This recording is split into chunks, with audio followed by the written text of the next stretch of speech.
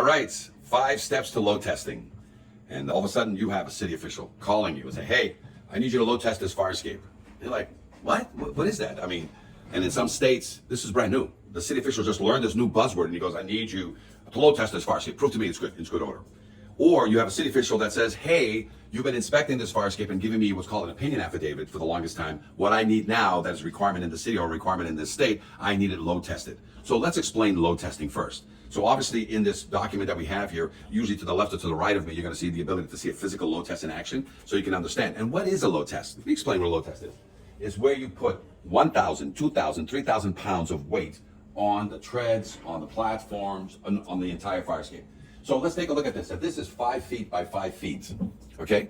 That's 5 times 5 is 25 square feet, times 100 pounds per square foot. They want me to put on this platform sand, water, 2,500 pounds of sand, water, or lead weights. They want me to put 2,500 pounds here. They want me to put 2,500 pounds here. They want me to put 2,500 pounds there. You know what I'm saying? So you can imagine, and then on the back, they want me to put 1,500 pounds because it's smaller. You know what I'm saying? That's load testing. So your configuration, and it has to be engineered by, you have to have an engineer that's going to measure all these platforms and tell you. They also want you to push on these railings, and all these railings you have to exert 200 pounds of force. You know what I'm saying? To make sure that they can resist. So if anybody's sitting on it with his tail on that rail, or anybody's walking by and gets pushed into the rail, that rail must resist 200 pounds of lateral load. So in these videos that you're going to have here, you're going to be able to take a peek at actual load testing. So some of the weight is physically on the platform, some of the weights are at the ground, and then they use cabling. There's so many different ways that so many different companies will use load testing. Physical people on a fire escape is not a load test. So don't load your building up with tenants and say, hey, I performed a load test. Because the failure on that is what's the worst part if you do it that way. All right. So the key right now is called the pre-load test evaluation. All right. So what's that mean? That means somebody did a report, and that report would look like this. And they went there and they said, hey, we looked at your building. We looked at every connection. This was obviously a fail, but we looked at the connection. Everything is good. All the things are good. Everything is good. Everything is good. Ready for load testing.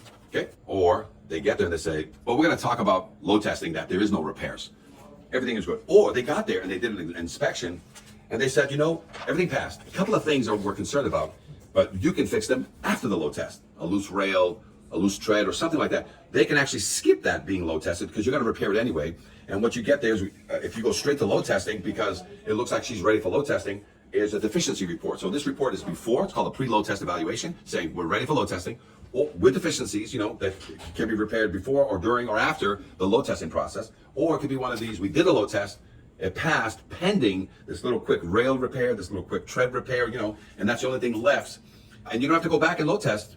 What happens is these things can be, a photograph can be taken after with the deficiency report. So pre-load test evaluation, or this is a post-deficiency report saying we can conclude the load testing after you fix these minor issues that you have.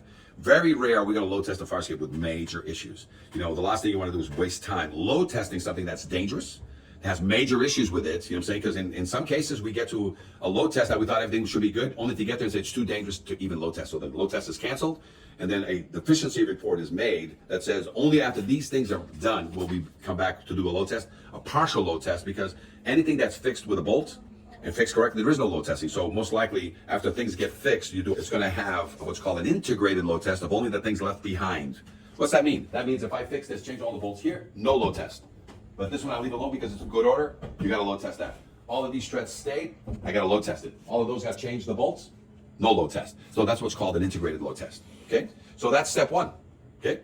Let's go into step 2. All right, so here we are in step 2. Step 2 says that you have to have an engineer basically go there and measure all the treads, measure all the platform, measure all the railings, right? And we have to prepare an action plan for our sister company called Fire Escape Services to go there and bring weights and bring the bars to do the lateral load testing. And so they need to know exact size of this and the exact size of this one, because this one could be bigger than this one, and the one in the back.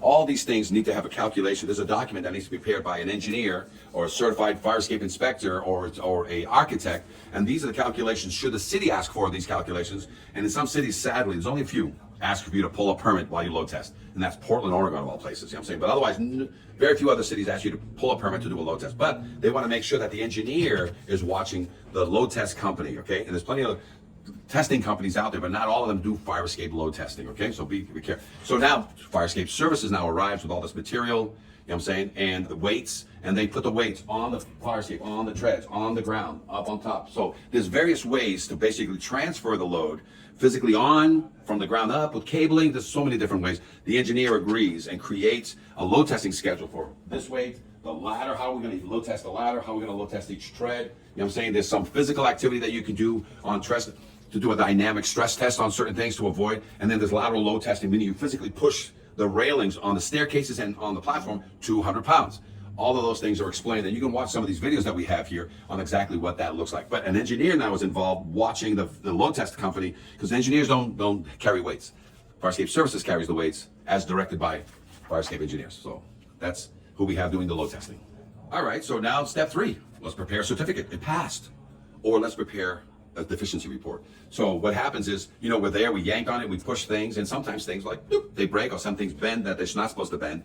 And some things we got there, we couldn't do it because we chose not to load test something. So we better generate what's called a deficiency report. The deficiency report is going to tell you what the thing looks like, some of the concerns, and some of the things that didn't pass, with photographs and videos. And we do a time-lapse photography also on a lot of times. When we load test, we time-lapse it, just in case we lose data. We have a time-lapse of it, and it just shows the man running up and down, putting cable straps, so it's a nice rendition of the 2, 3, 5 hour activity that we have there in a time-lapse, okay? That happens. So it's the deficiency report. And what is that? A deficiency report says we couldn't do it, or we did it, and it passed, but it didn't pass because it's not going to last another 5 years. So you've got to fix this before we can conclude the load test document. And a lot of times after something is in a report and they fixed it a month or 2 later, all we need a lot of times is not a revisit, not a reload test. We get a picture or a video of it fixed, and that is the proof of other evidence of strength. We don't have to come back and load test anymore. So very rare do we have, after a deficiency report, another load testing occur. So be careful that if anybody wants to come back and load test again, you're not using the right company, okay? So that's the step. Certification, because everything passed, or a deficiency report pending. And when you get those things fixed, then we certify the fire escape with the documents. And the document is pretty simple. It's just a one-page document that we would send to the city. And we have a copy of it here. And all it does is just say to the city, thank you for this. I'll see you in 5 years' time. We're going to load test it again. Okay? Or not load test it because you've done a full refurb to it. But that's another action that we're going to talk about, right? So let's go to the next step. All right, so step 4, deficiency report. Things are needed. You need to get something fixed. So what's that mean? Now you need, depending on severity, is it minor or is it major? Sometimes when things are minor, any qualified repair mechanic can go there and just quickly fix it. Sometimes the owners can fix it themselves. A bolt here, a bolt there.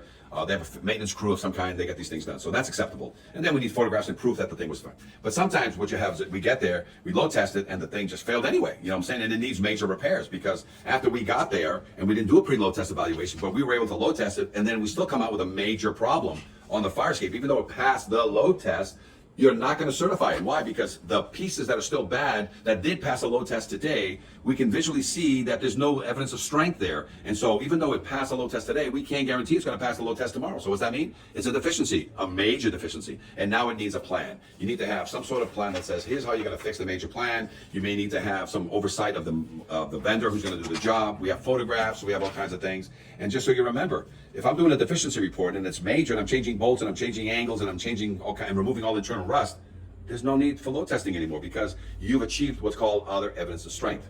Okay, so that's what has to happen. If it's minor, we just need photos and videos. But if it's a major deficiency report, even though the fire escape passed, we're saying we're not going to guarantee this for the next 5 years. So what's that mean? You must fix the deficiencies, otherwise we're not going to certify. Now, should a owner complain about that? Oh, but I passed. Right, but you passed today. I need to tell you that you're going to pass till the next load test. That's not achievable today. Guess what? I'll call the city official in to say, hey, please be the referee. And they're usually going to side with the tenants, with his inspectors and firemen showing up and saying we're gonna do this on the safety side, and that means you will not be certified until you fix this major deficiency. So let's go on to step 5. All right, we're at step 5 of the load testing process. You've achieved it. Everything that needed to be fixed got fixed. Everything that needed to pass inspection got passed inspection. The load test was perfect. We put weights anywhere and everywhere. So what do we issue you? We issue you a certificate, right, that says you passed the load test. And because there's still some old bolts, here and there, and we did a full load test on this because there's no rust. I can prove that there's no rust in any one of these connections. And we did a load test. okay? And the fire escape is ready to be certified because we load tested. Or the fire escape got some things done and some other things not done. So this all got re-bolted, but that didn't. So we load test that, we passed this under other evidence of strength. We did these treads here with new bolts, but we didn't do that one. So that one needs to be load tested. So that's called an integrated load test. But again, we're gonna certify because we load tested what needed to be load tested. We didn't load test other things because other evidence of strength was done. The final one when it comes to, the fire escape, it just got load tested as is. And that is what's called a repair certification. And what happened there? These are all full of rust. All these treads are full of rust. All these connections are full of rust. And the client has no money. And they need to have it load tested. The tenants need to be assured that they're safe. We need to have the firefighters assured that they're going to be safe, and something has to happen. So what do we have here? We can come in with the approval of the building department, the fire department, that says this is our game plan. We're going to put new bolts in every one of these connections and leave the rust. We're going to put new bolts in all these railing connections and remove no rust. So imagine we did the minimum. This is the minimum needed. But because we have new bolts in all these connections, we can now load test. But will it pass in 5 years' time? No, it won't. Because a lot of times that city official, that fire official, knowing that we are load testing it with new connections, rust still remaining in certain connections, guaranteed not to pass inspection in 5 years' time. And a lot of times in the jacket of this city, we'll put in the jacket that 5 years' time, they're either gonna fully refurbish or replace this fire escape, because it's the city official agreeing with us that we're gonna help this little old lady. We're gonna help this person that is in, very poor financial straits. We're gonna help this building sell as is, but with a load test that says we are good for 5 years. Or the city official can say, I'll let it go for 2 years, I'll let it go for 3 years. But he will have it in the jacket of that file of this building that was bought, sold as is, or whatever the situation is. The load test is the guarantee that it's ready to pass. Okay, so that's very rare that occurs, but it involves city officials involved in that type of load test where rust remains, but new bolts are added in the entire system.